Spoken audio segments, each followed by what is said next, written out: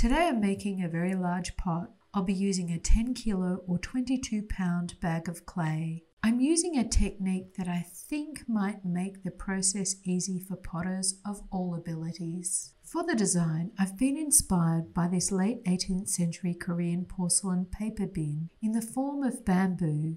I've made the clay into a 4 kilo and 2 3 kilo pieces. I'm using a buff mid-fire clay. By all means, divide it up further if you need to centre in sections. As I bring the clay up and down, you can see I'm distributing the clay evenly around the centre. I'm bracing my elbows against my body for that leverage that allows me to work with a big piece of clay like this.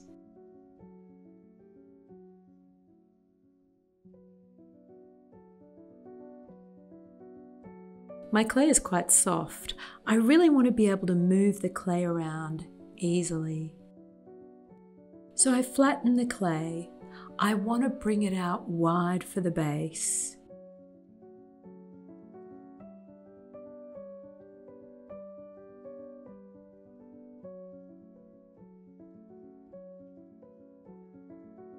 And then I push down and open out. I'm using both my hands together to bring the clay out.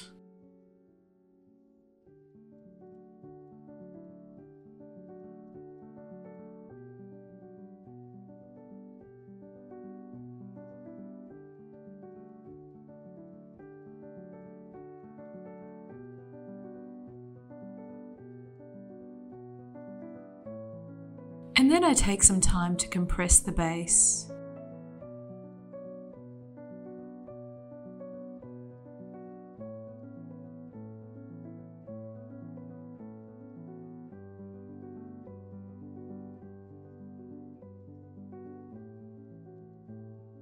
I pull the clay up and I'm just using my fingertip and the side of my finger here. Okay, so now you can see this isn't going to be a large pot. I'm making this pot in sections, 3 sections, and then I'll join those sections together. I'm leaving that top a little thicker. That is where the 2 sections are going to join. This will actually mimic a bamboo culm where the internode is a little thicker. That is where the 2 nodes join. So one of the benefits of making this way in sections is that I don't have to worry too much about the base supporting all the upper part of the pot when it's wet.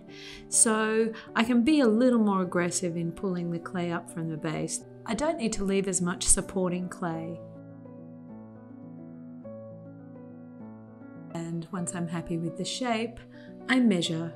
So this measurement will be the diameter of the base of the midsection. The midsection is made with 3 kilos of clay. I center the clay.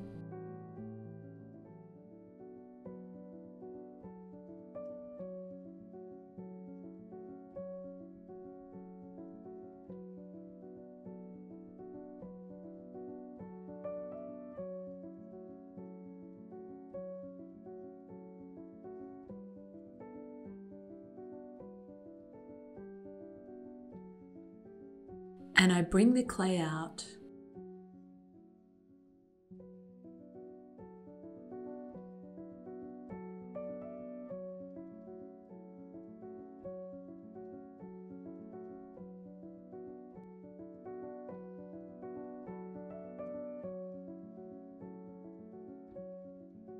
And now I push down into the clay, and I can push down all the way to the base.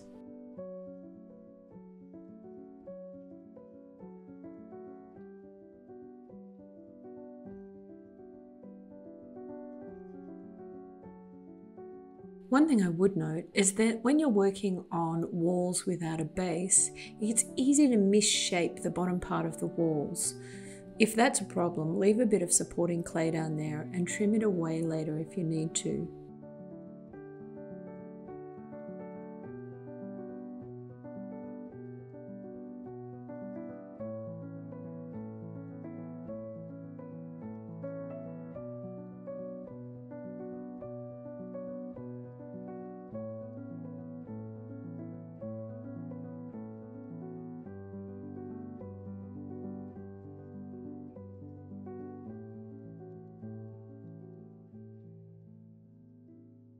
And then I shape and I make sure that the rim is the right profile for attaching the next section.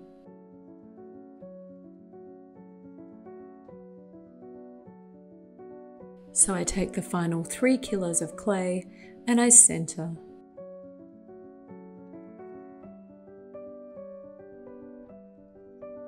So this is very similar to the midsection, so I'm going to fast forward a little.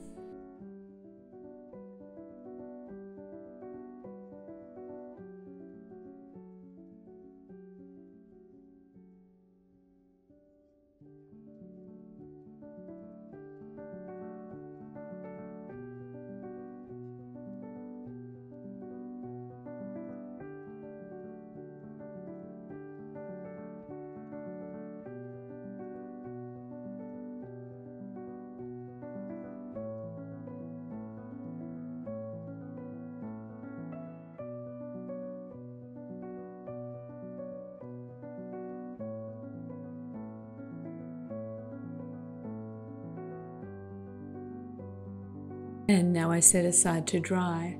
Not quite to leather hard. I want it to be a little softer so I can still join the sections easily. So I've cut all the sections and I take the midsection and flip it onto its rim.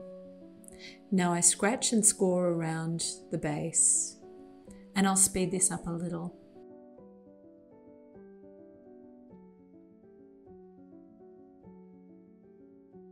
And now I'm going to scratch and score the top of the base section.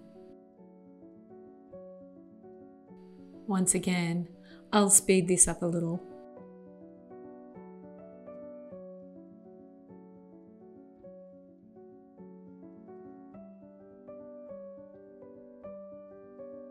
And now I add plenty of slip that I've mixed up from the same clay.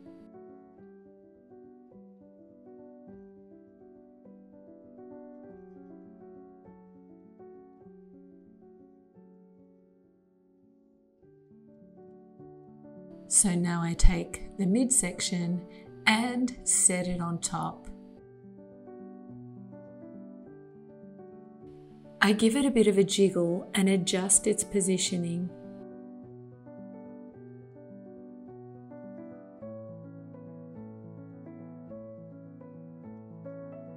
And now I take a wooden blending tool and I make sure that the join is really well blended.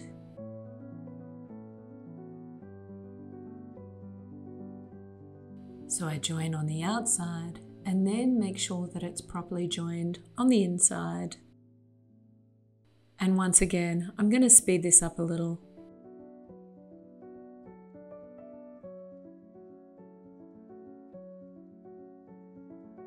And now I'm doing the same on the midsection. I'm scratching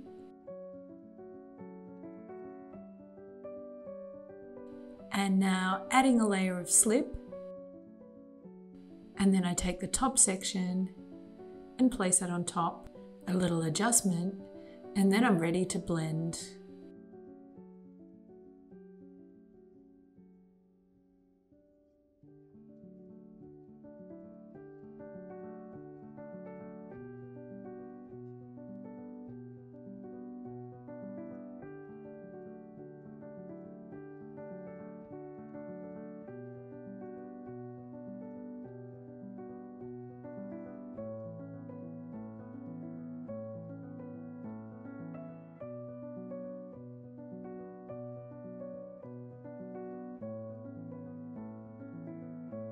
And then I work a little on the inside and the outside to get the finish I want.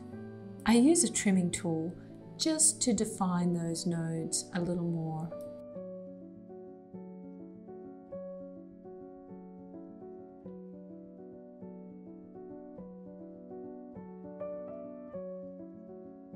So this has taken a little longer than I expected.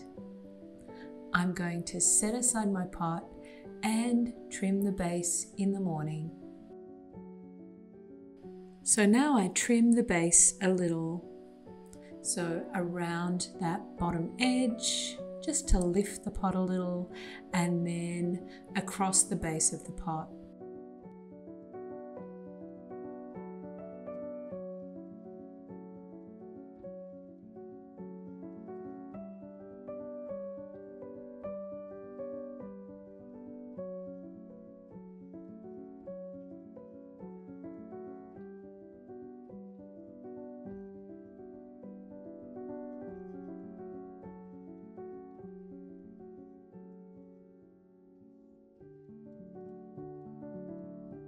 So once I've finished, I'll set aside my pot to dry very slowly, and then I'll put it in a slow bisque firing.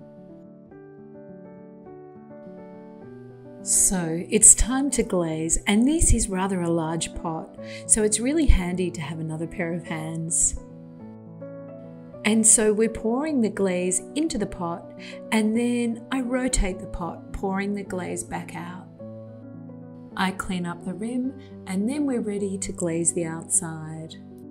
I'm sticking to my original inspiration for the glaze. I'm using a plain white glaze. So I've set my pot up on a banding wheel with a basin, and I'm just pouring from the foot of the pot all the way around. I don't mind if there's a bit of glaze variation. I think it will help the bamboo look a little more natural. And that's pretty much it. I'll clean the base and let it dry a little, and then load into the kiln. And it's a pretty fancy wastebasket. However, around here it will probably end up as a plant pot. So the fun of making this pot is in joining the sections together. In particular, this design just lends itself to this technique. I hope you've enjoyed this video. If you want to be making large pots in one piece, check out my large pot video. And as always, happy making!